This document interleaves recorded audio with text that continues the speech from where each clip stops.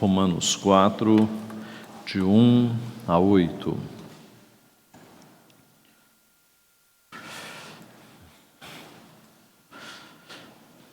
Diz assim a santa, infalível, inerrante Palavra de Deus. Que, pois, diremos ter alcançado Abraão, nosso pai, segundo a carne?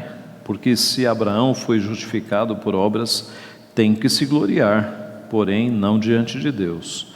Pois que diz a Escritura? Abraão creu em Deus, e isso lhe foi imputado para a justiça. Ora, ao que trabalha, o salário não é considerado como favor, e sim como dívida.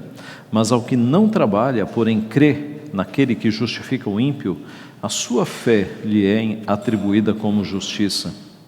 E é assim também que Davi declara ser bem-aventurado o homem a quem Deus atribui justiça, independentemente de obras. Bem-aventurados aqueles cujas iniquidades são perdoadas e cujos pecados são cobertos. Bem-aventurado o homem a quem o Senhor jamais imputará pecado. Até aqui a palavra de Deus. O tema do sermão desta manhã é justificados pela graça por meio da fé. Vamos orar? Pai Santo, a Tua palavra está aberta diante dos nossos olhos mais uma vez, e os nossos olhos são limitados, Pai. Nós precisamos ser ensinados e ajudados pelo Senhor para compreender a Tua palavra. É por isso que nós oramos e pedimos ao Senhor que pelo Teu Santo Espírito o Senhor abra os nossos olhos e nos comunique a Tua palavra. Nos mostre, Pai, os Teus ensinos neste texto. Nós precisamos aprender do Senhor. Ajuda-nos então a entendermos e a colocarmos em prática tudo o que nós aprendermos por meio da Tua Santa Palavra nesta manhã. É o que nós pedimos humildemente e em nome de Jesus. Amém. Como é possível, sendo nós pecadores, e eu acho que ninguém tem dúvida de que é pecador aqui, como é possível a nós pecadores, nós nos apresentarmos diante de um Deus Santíssimo? Como é possível nós falarmos com este Deus? Como é possível nós, na presença dEle, o adorarmos? Um Deus que não tolera pecados, um Deus que é santíssimo, um Deus que sente indignação todos os dias por causa dos pecados, um Deus que não pode contemplar a iniquidade. Como é que Ele olha para nós? Como é que Ele nos recebe na Sua presença, nós que somos pecadores? A resposta está em uma palavra só: justificação. Justificação. É porque Cristo nos cobriu com o Seu manto de justiça que nós podemos nos aproximar do Deus Santíssimo e sermos recebidos na Sua presença. É só por causa de Cristo. Justificação, essa é a palavra. Quando você lê a carta de Paulo aos Romanos, você encontra esta palavra várias vezes, não apenas na carta aos Romanos, mas com frequência nesta carta. Então é vital que nós saibamos de cor o que significa justificação, porque é só por causa da justificação, esse ato de Deus, que nós podemos ser recebidos na Sua santa presença. O que é justificação então? Justificação significa declarar judicialmente num tribunal que o estado de alguém agora está em harmonia com as demandas da lei, com os requerimentos da lei santa de Deus. Justificação é também a imputação a um injusto da justiça de um justo. Em outras palavras, você tem um justo com justiças e você pega as justiças desse justo e imputa e coloca sobre o injusto. Justificação, então, é considerar alguém justo, mesmo ele sendo injusto, mas com base na justiça de outra pessoa, transferindo a justiça desta outra pessoa, que tem justiça, para este que é injusto. Isto é justificação. Justificação. Durante a Idade Média e ainda nos dias de hoje, essa doutrina ela é bastante distorcida pela Igreja Católica Apostólica Romana. Ela é confundida com a santificação. Mas justificação e santificação são coisas diferentes. Na justificação, nós temos o tribunal de Deus nos declarando justos. E isso não implica na mudança de vida da pessoa. É uma declaração do seu status, da sua condição. Antes você era inimigo de Deus, agora você é justificado. Na santificação, nós temos sim uma mudança na vida da pessoa. A santificação não é só uma declaração, você é justo. A santificação é uma ação de Deus por meio do Espírito Santo na nossa vida, que vai mudando gradualmente. A justificação remove a culpa do pecado e restaura este pecador a todos os direitos de filho. Na santificação, nós temos a remoção não só da culpa, mas de toda a corrupção do pecado da vida da pessoa, e a pessoa vai sendo transformada. Na justificação, nós temos um ato que acontece uma vez por todas, uma vez só. Deus declara do seu tribunal àqueles que foram salvos por Jesus Cristo na cruz, de que agora eles estão justificados. É um ato, uma declaração. A santificação, ela é um processo contínuo. O crente, o justificado, ele vai ser santificado até o último suspiro da sua vida. O Espírito vai trabalhar na vida dele. E por fim, a justificação é um ato de Deus Pai, com base na obra de Deus Filho. E a santificação é um ato, é um processo, na verdade, de Deus Espírito Santo, trabalhando no nosso ser, removendo a corrupção do pecado, tirando o mundo de dentro do nosso coração aos poucos. Mas qual é o meio então para que alguém alcance este privilégio da justificação? É o que nós veremos hoje. Como podemos alcançar, como podemos obter a justificação? Paulo vai responder, em primeiro lugar, que não é por obras. Veja o verso 1 e 2, não é por obras. Que, pois, diremos ter alcançado Abraão, nosso pai segundo a carne? Porque se Abraão foi justificado por obras, tem que se gloriar, porém não diante de Deus. Por que quando Paulo vai falar de justificação, ele chama para exemplo Abraão? É para corrigir um pensamento. O pensamento dos judeus era de que Abraão havia sido salvo não pela fé, mas por obras, pelos próprios méritos, pelo fato de que Abraão, na cabeça dos judeus, era perfeito em todos os seus caminhos. Era isso que o judeu pensava. Paulo vai atacar então os defensores da salvação por obras, e havia muitos na época de Paulo, justamente na fortaleza que eles consideram mais forte, que é na pessoa e na história de Abraão. Segundo os judeus, eu repito, Abraão havia conquistado o favor de Deus por causa da sua vida, e não por conta da fé.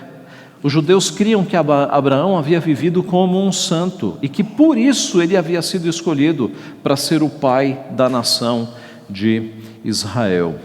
E alguns textos judaicos, que não estão na Bíblia, é óbvio, não são textos inspirados por Deus, são textos apócrifos do judaísmo, eles mostram esta visão dos judeus de que Abraão era santo, de que Abraão tinha sido salvo com as próprias obras. Por exemplo, um texto apócrifo judaico chamado Oração de Manassés diz assim: portanto, tu, ó Senhor, Deus dos justos, não determinaste arrependimento para os justos, para Abraão, Isaque e Jacó, que não pecaram contra ti. Olha só o texto apócrifo dos judeus, dizendo que Abraão, Isaque e Jacó não haviam cometido pecado contra Deus. Outro texto apócrifo judaico diz o seguinte, e esse texto agora é da época do 2º século antes de Cristo, dizia o seguinte: Abraão foi perfeito em todos os seus atos para com o Senhor e amante da justiça todos os dias de sua vida. Olha a visão deturpada que eles criaram sobre Abraão. Abraão foi perfeito em todos os seus atos, está no livro chamado Livro dos Jubileus. Desta forma, os judeus criam, na época de Paulo, de que Abraão havia sido justificado por ter uma vida perfeita, por ter uma vida santa. Mas será que Abraão foi santo? Será que Abraão não pecou? Você que conhece a história de Abraão, já pode estar se lembrando aí de alguns momentos em que Abraão tropeçou feio diante do Senhor. Um deles foi quando, no Egito, ele mentiu, dizendo que Sara era sua irmã. Ora, Sara era sua meia-irmã, mas foi uma mentira ali, não é? Meias verdades são mentiras inteiras. E ele, diz o texto em Gênesis 12, quando se aproximava do Egito, quase ao entrar, disse a Sarai, sua mulher: ora, bem sei que és mulher de formosa aparência. Aos egípcios, quando te virem, vão dizer: é a mulher dele, e me matarão, deixando-te com vida. Dize, pois, que és minha irmã, para que me considerem por amor de ti, e por tua causa me conservem a vida. Então veja Abraão, aquele que havia recebido promessas de Deus, que havia saído da sua terra, protegido por Deus, aqui ele treme, aqui ele teme a homens, ele fica com medo de que o matem, porque Sara era muito formosa, e ele pede para Sara mentir. Então, Abraão não era santo de jeito nenhum. Abraão aceitou gerar filhos em Agar. Sara pecou, porque Sara, com falta de fé, ofereceu a própria serva, e Abraão não foi obrigado. Se Abraão fosse justo mesmo, ele diria: não, de jeito nenhum. Deus disse que vai suscitar descendência de mim e vai ser com a minha esposa. Ele tem poder para isso, mas ele aceitou e gerou filho em Agar, e nós sabemos o dramático e ruim desfecho de toda a história. Então ele pecou ali também, tá? Ao contrário então do que defendiam os judeus na época de Paulo, Abraão não havia sido santo. Ele teve defeitos como todo homem pecador, como nós, durante toda a sua vida. Então ele não foi salvo por meio de obras, porque as suas obras eram más, como as nossas obras o são. Aliás, Paulo, escrevendo aos Gálatas, ele fala justamente sobre isso, sobre o fato de que nós não podemos ser salvos pelas nossas próprias obras. Diz lá, Gálatas 2,16: sabendo, contudo, que o homem não é justificado por obras da lei, e sim mediante a fé em Jesus Cristo. Também temos crido em Cristo Jesus, para que fôssemos justificados pela fé em Cristo e não por obras da lei, pois por obras da lei ninguém será justificado. Então, irmãos, nós, em primeiro lugar, não podemos ser salvos, não podemos ser justificados por nossas obras, porque por causa do pecado, e nós nascemos em pecado, nós somos incapazes de atingir a perfeição. Se nós não tivéssemos pecado, se nós fôssemos santos, nós seríamos salvos. Se nós fôssemos santos, nós não temeríamos condenação, nós estaríamos salvos, mas não é esse o caso. Nós nascemos em pecado. Nós não podemos ser salvos por nossas obras, porque por mais que algumas coisas que nós façamos sejam boas, generosas, de amor ao próximo, todas elas têm alguma mancha de pecado, todas elas. Nos nossos melhores momentos, as nossas boas obras estão maculadas e manchadas pelo pecado. Quer um exemplo?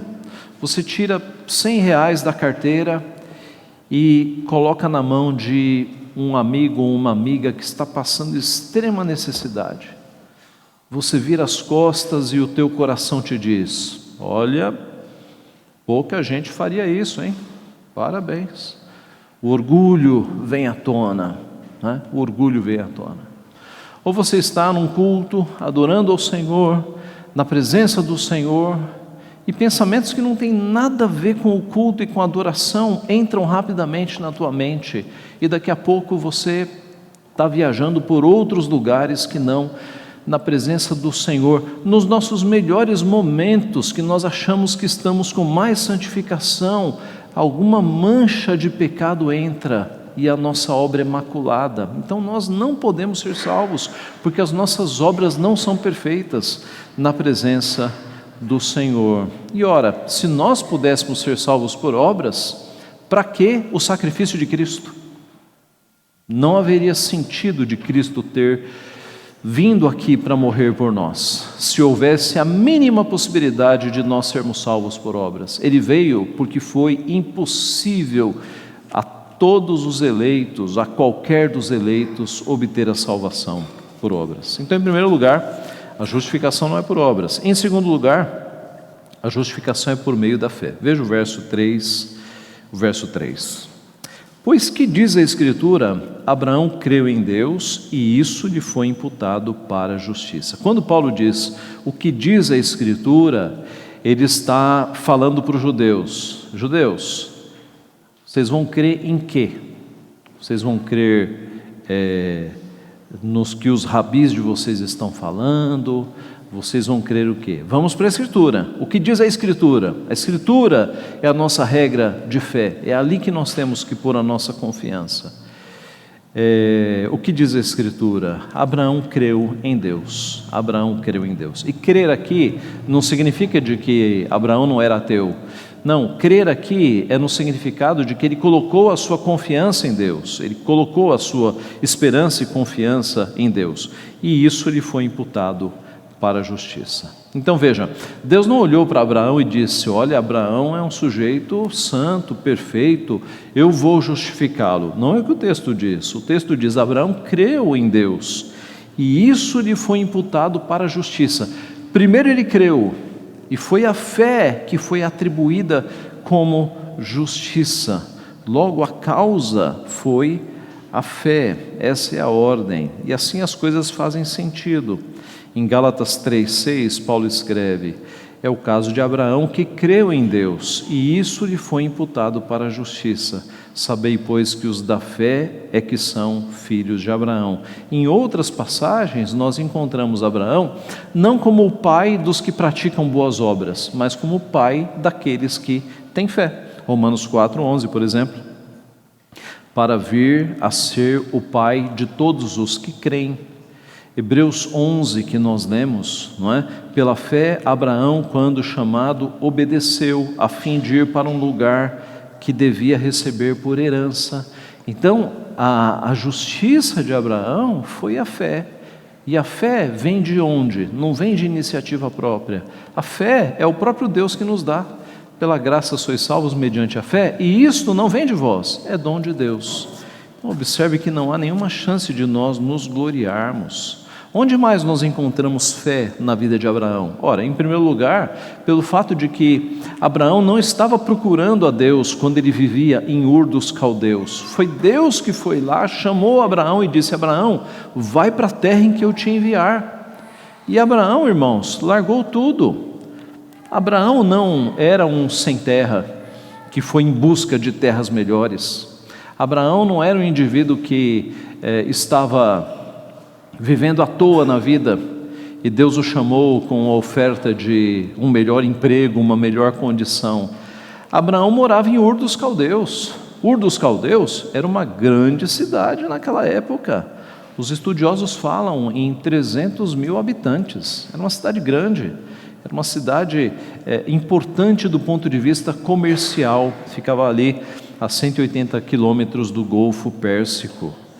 O povo de Ur dos Caldeus era um povo de boa educação, eles eram hábeis em matemática, em agricultura, em astronomia, eram politeístas, tinham vários deuses, e o pai de Abraão é claramente colocado na Escritura como sendo um idólatra, né? Porque ele vivia numa terra de idolatria, e logo Abraão também estava no mesmo contexto.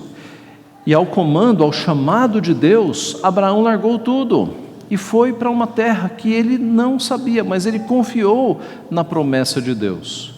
Nós podemos crer que Abraão deixou negócios, moradia, amigos, familiares, possivelmente os seus bens, uma casa, animais. Ele levou coisas, mas não podia levar tudo.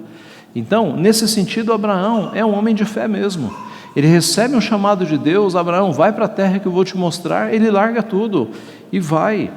Um outro exemplo marcante de fé em Abraão foi no sacrifício de Isaque. Ele esperou tanto por Isaque. Isaque nasceu E quando Isaac estava ali, na adolescência, Deus falou: me entrega o teu filho, sacrifica o teu filho. Meus irmãos, o que deve ter passado pela cabeça de Abraão?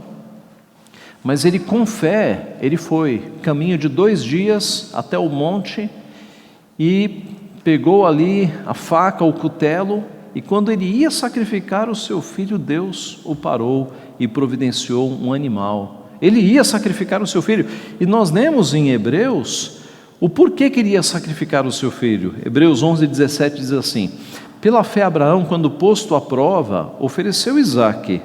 Estava mesmo para sacrificar o seu unigênito, aquele que acolheu alegremente as promessas, a quem se tinha dito: em Isaque será chamada a tua descendência. Por quê? Porque considerou que Deus era poderoso até para ressuscitá-lo dentre os mortos, de onde também figuradamente recobrou. Então, o que passou na cabeça de Abraão? Se Deus disse que deste menino nascerá uma descendência maior do que a areia que está na praia do mar, e mais inumerável do que as estrelas do céu, Deus sabe o que está fazendo. Eu vou sacrificar e Deus vai ressuscitar este menino. Isso é fé. Especialmente porque até o período de Abraão não há nenhum caso de ressurreição na Bíblia. Nós sabemos que Deus ressuscita, nós temos inúmeros casos na Bíblia. Abraão nunca tinha visto uma ressurreição, mas ele disse: se Deus está mandando, é porque Ele vai ressuscitar este menino. Isto é fé, isto é confiar nas coisas que você não vê. Então, de fato, Abraão teve fé. Abraão é o pai daqueles que têm fé, é o pai daqueles que creem. Continuemos o texto, verso 4. Ora, ao que trabalha, o salário não é considerado como favor, e sim como dívida. Isso é básico, não é? Se você trabalha, é porque você acordou um valor de hora ou de trabalho, e você vai receber aquilo, é dívida. Ao que trabalha, ao que se esforça para ser salvo, vindo para o sentido do texto, ele é salvo pelos próprios méritos. Então, não é favor, é dívida. Mas veja a continuação, verso 5. Mas ao que não trabalha, porém crê naquele que justifica o ímpio, a sua fé lhe é atribuída como justiça. Então, no caso da salvação, nós não trabalhamos pela salvação. A gente não se esforça para alcançar a salvação. No caso da salvação não é trabalho, não é acordo para receber. No caso da salvação é graça, é favor imerecido de Deus. Ele dá àquele que crê. É simples assim. Diz o texto que ao que não trabalha, porém crê naquele que justifica o ímpio, a sua fé lhe é atribuída como justiça. Nós temos muitas coisas neste versículo. Primeiro, o justificado não trabalha, ele não é por esforço que ele ganha a salvação, é por Deus. O justificado crê. Segundo, terceiro, o justificado crê não em si mesmo, mas crê em Deus. Quarto, o justificado confessa ser ímpio. O texto fala: crê naquele que justifica o ímpio. Quinto, o justificado não tem fé na fé, ele tem fé em Deus. Sexto, o justificado vê que a sua fé só é creditada a ele porque não vem dele, vem de outra pessoa. A Bíblia fala: nós somos salvos pela fé, e isto não vem de vós, vem de Deus. E o justificado vê a sua fé creditada como justiça. Então, finalmente, em segundo lugar, qual é o meio para alcançarmos a justificação? É pela fé. Nós vimos em primeiro lugar que não é por obras, em segundo lugar que é por fé, e por fim, terceiro lugar, é pela graça. Veja o verso 6. E é assim também que Davi declara ser bem-aventurado o homem a quem Deus atribui justiça, independentemente de obras. Então, em primeiro lugar, ele chama Abraão para mostrar que Abraão não foi salvo por obras, mas foi por fé. Agora ele traz outro como testemunha, ele traz Davi, que não precisamos perceber o quanto Davi era considerado por qualquer judeu, não é? E ele diz: Davi, ele declara que é bem-aventurado o homem a quem Deus atribui justiça. Davi também não foi salvo por méritos, por obras. E ele cita o Salmo 32, são os 2 últimos versículos do nosso texto. Bem-aventurados aqueles cujas iniquidades são perdoadas, cujos pecados são cobertos. Bem-aventurado o homem a quem o Senhor jamais imputará pecado. Então observe que são salvos aqueles em quem Deus não imputa pecado, aqueles que Deus cobre os pecados, aqueles que Deus cobre com justiça. Davi sabia que o perdão dos seus pecados vinha da graça de Deus. Davi sabia que a salvação era só por graça. É isso que nós encontramos em todo o Antigo Testamento. No Novo Testamento, Pedro, no Concílio de Jerusalém, diz o seguinte, Atos 15:11: mas cremos que fomos salvos pela graça do Senhor Jesus, como também aqueles o foram. Pedro, claríssimo, não é? Cremos que fomos salvos pela graça do Senhor Jesus. E Paulo escrevendo aos Efésios: porque pela graça sois salvos mediante a fé, e isso não vem de vós, é dom de Deus. Efésios 2:8. Paulo escrevendo aos Romanos 11:6: e se é pela graça, já não é pelas obras, do contrário, a graça já não é graça. Então a salvação sempre foi pela graça, meus irmãos, sempre pela graça. Eu conto mais uma vez aquela história que aconteceu com um marido que traiu a sua esposa. Tom era o nome dele. Tom era aparentemente um homem crente, mas no começo do casamento, nos primeiros anos, a sua esposa o pegou com uma outra mulher. E quando ela viu a cena, e ele foi pego ali, né, junto com outra mulher, dando toda a convicção de que ele estava traindo ela caminhou até ele e disse: nós vamos conversar sobre isso mais tarde. E foi para casa. E ele pegou o carro e saiu em disparada atrás dela. E chegando em casa, ela disse: eu não posso falar sobre isso agora. Era uma terça-feira. Ela disse: na sexta-feira a gente vai conversar, a gente vai sentar e vai conversar. Na sexta-feira. E Tom descreveu os dias seguintes como uma verdadeira tortura de arrependimento, porque Tom percebeu que ele havia perdido a sua esposa e os seus 2 filhos pequenos por uma aventura pecaminosa. Foram dias de tortura, de terça a sexta-feira, na cabeça de Tom. Na sexta-feira, ele assentou-se diante da sua esposa, ela disse que estava pronta para conversar, e Tom descreveu a cena.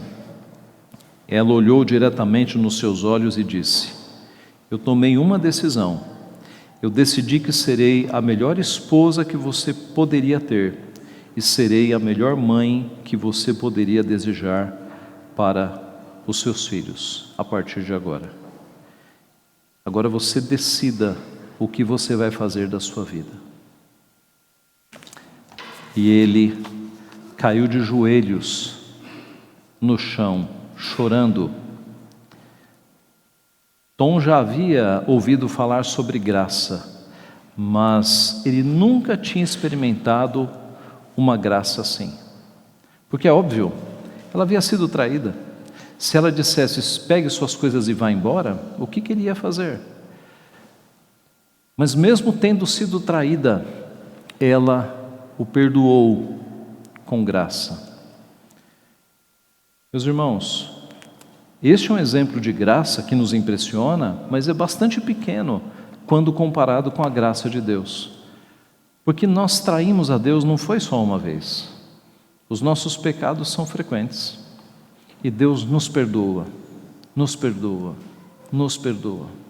Tantas vezes quanto nós nos arrependemos e buscamos a Deus pedindo perdão, Ele nos perdoa, Ele nos perdoa. Então a graça de Deus é de fato maravilhosa, como diz a música. A graça de Deus é abundante. Onde abundou o pecado, superabundou a graça de Deus. É nessa graça que nós estamos inseridos. Deus sempre nos recebe quando nós nos arrependemos. Como filhos arrependidos, Ele é um Pai que abre os braços para nos receber sempre. Onde abundou o pecado, superabundou a graça. É Romanos 5:20. Então, qual é o meio para alcançarmos a justificação?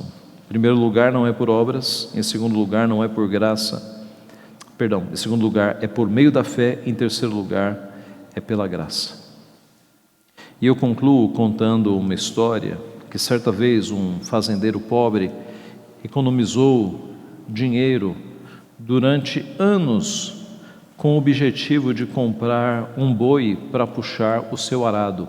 Isso nos Estados Unidos. Durante anos ele guardou dinheiro pensando em comprar um boi para puxar o seu arado. E depois de alguns anos, quando ele achou que tinha dinheiro suficiente, ele viajou uma grande distância até chegar na cidade para comprar o boi. Mas quando ele chegou lá, ele descobriu que o seu dinheiro ele não valia mais. A moeda corrente havia sido trocada e o dinheiro dele não valia mais nada mesmo. Ele escreveu então, na verdade ele era analfabeto, mas ele pediu para um homem escrever uma carta para ele, ao presidente do seu país. Eu falei que era Estados Unidos, mas desconsidere isso, era um outro país. Ele escreveu para o presidente do seu país, explicando a situação e pedindo uma isenção, pedindo que fosse aberta uma exceção para que o dinheiro dele passasse a valer, para que ele pudesse comprar o animal. O presidente ficou bastante sensibilizado com a carta e ele escreveu de volta ao fazendeiro com as seguintes palavras: a lei deve ser cumprida, porque o prazo de troca do dinheiro já passou. O governo não pode mais trocar seu dinheiro.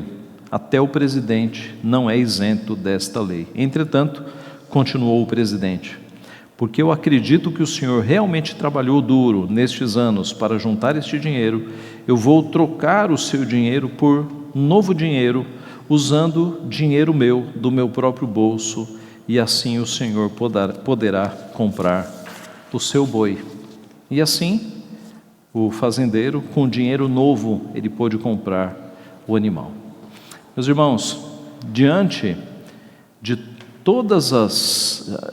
Deus, todas as nossas obras, elas são como esse dinheiro sem valor, não valem nada diante de Deus, porque são obras misturadas com pecado, não valem nada, não valem um centavo diante de Deus. E o que Deus fez? Deus não colocou a mão no bolso e nos deu dinheiro novo. Ele deu o próprio Filho.